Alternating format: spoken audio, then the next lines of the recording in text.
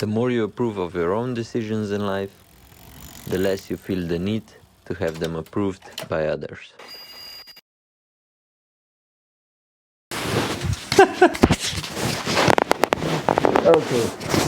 Okay. Jaz sem imel že obisk Petre, je prišla noter tako, kakor da je Pogačar že zmagal tur. Itak, da smo vsi veseli. Ampak ajde, gremo na začetek. 4. etapa Tour de France, ki so šli čez Galibier. Najprej mislim, da Sestriere, tako da gremo začeti. Etapa nora že od začetka, šprinti, zato da se naredi ubežna skupina. Prvih ne vem koliko sploh ni ratal, so bili že po celemu prvemu vzponu razstreljeni. Od tega tudi je bil Roglič zadnji, pa je pol ujel peloton itd. Tako da ja, je bilo že kar pestro. Meni oseba, ki je danes pač nor del naredila, je bil Nils Politt.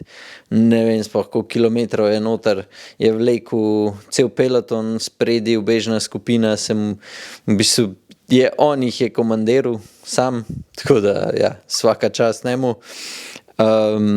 Pa gremo zdaj kar na zadnji vzpon vmes, meni se zdi, da se ni nič kaj takega zgodilo. Zanimivo je bilo spremljati, ker že tisti, ki mogoče niste videli, na začetku je tale DS od UAE imel intervju in je rekel, da bojo videli, kako se bo razpletal, da je polhan enih taktik danes lahko.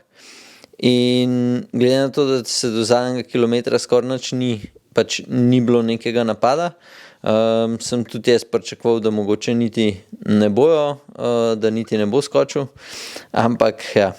Tako da v tam ene 3,7 km do konca imam klede zapisan, se je Roglič že kar orang začel majati, in sem bil jaz tako, model ne eno. Pol 200 metrov je bil v redu, pa čez 200 metrov je bil pa že zadnji na zadnjem mestu od te skupine. Tako da kjer se mi zdel tako, da najlepši voz poleg Vingegaarda še pa Pogačarja sta bila Rodriguez pa Evenepoel, ko sta se res pač tako expressionless vozila v klanc. Tako da ja, to je bilo tam do do cirka 2 km do konca vzpona je bilo tako vse zgledalo, kakor da tudi če bo zdaj kdo skočil, da bojo lahko vsi pokrili. Ampak ja, pol Pogačar skoč, Vingegaard mu je sledil, ampak Pogačar zgleda tako, kot že lansko let, ki mu je parkrat dal neki lufta v klanc gor, je videl, da mora samo vztrajati in da pol pač bo kreknil.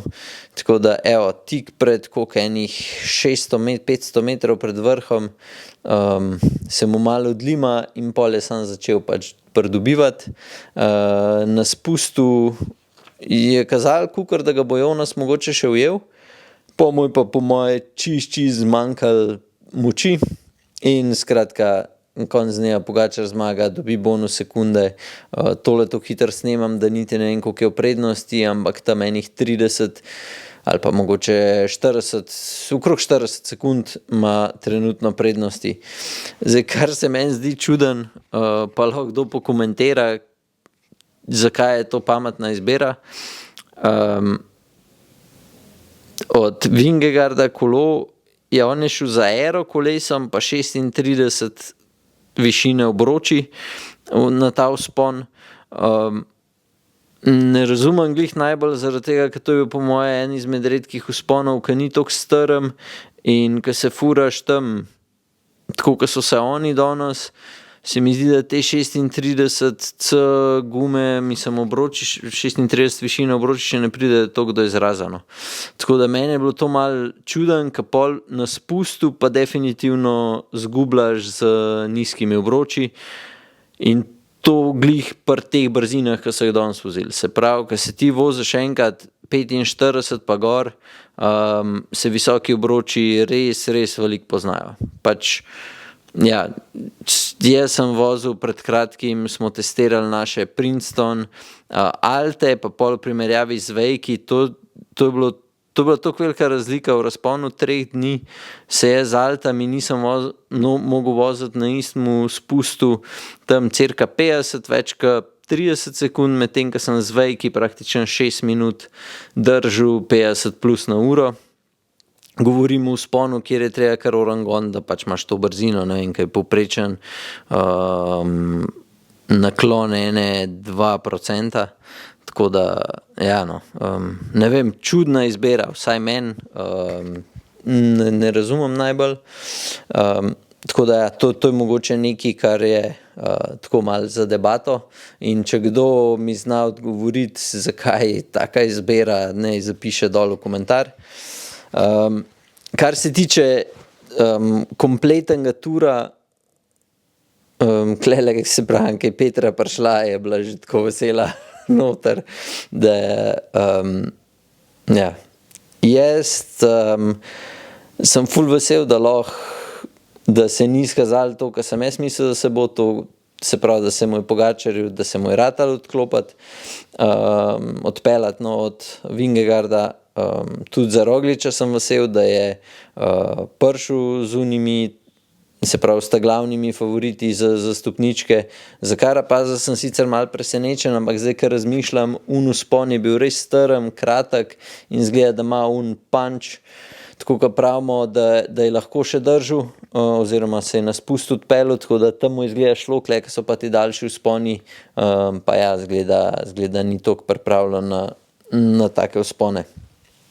Zdaj pa, kar se tiče pa za naprej,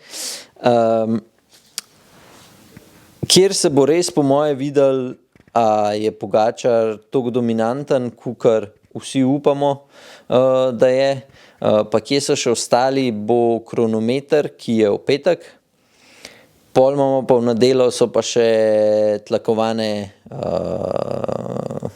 ja, so te cobblestone sectioni, tako da to sta po moje 2 etape, ki se bo zelo veliko videl.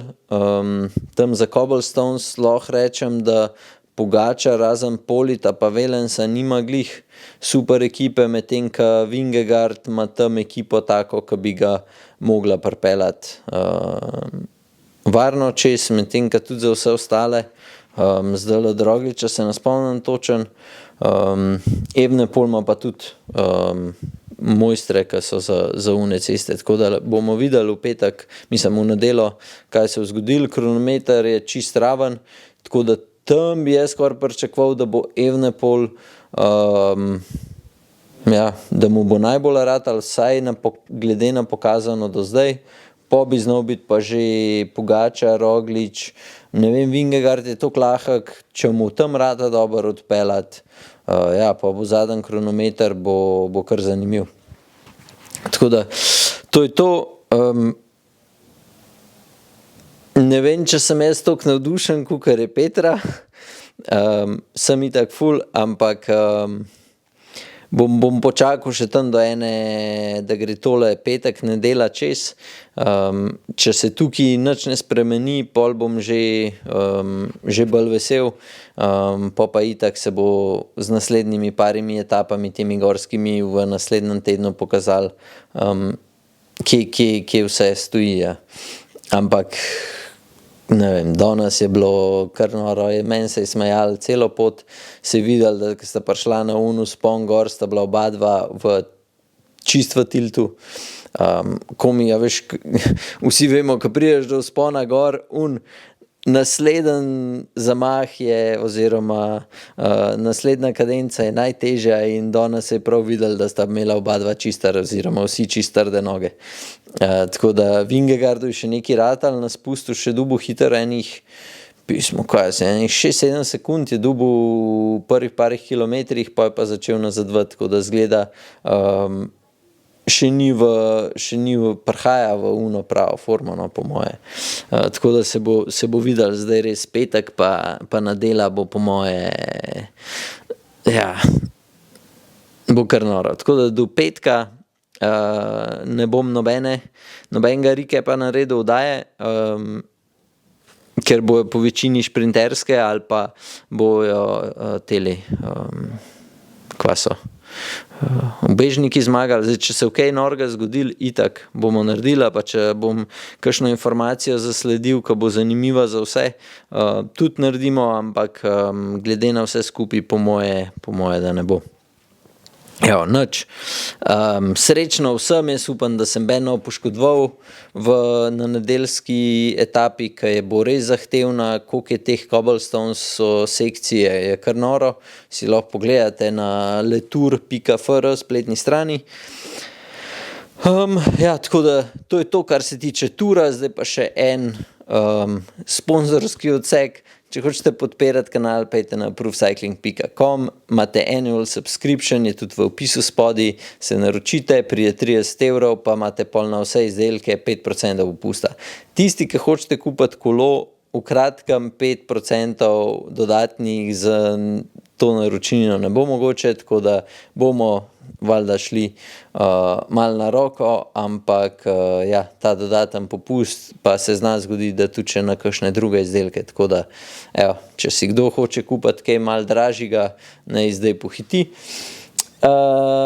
Pa nič kolesa, naročena so, tako da pričakujemo, da bojo nekje do konca julija, upam, vsa tukaj in bojo možno zatestirati od cirka 160 cm višine pa do 180 bomo imeli na zalogi, tako da tisti, ki hoče sprobati, z največjim veseljem. Bomo imeli tudi ene testne Princetone 65-60, pa pol še te 55 njihove obroče, pa 38 njihove obroče, tako da bomo imeli vse, se pravi, možnost vseh sprobati in to je to.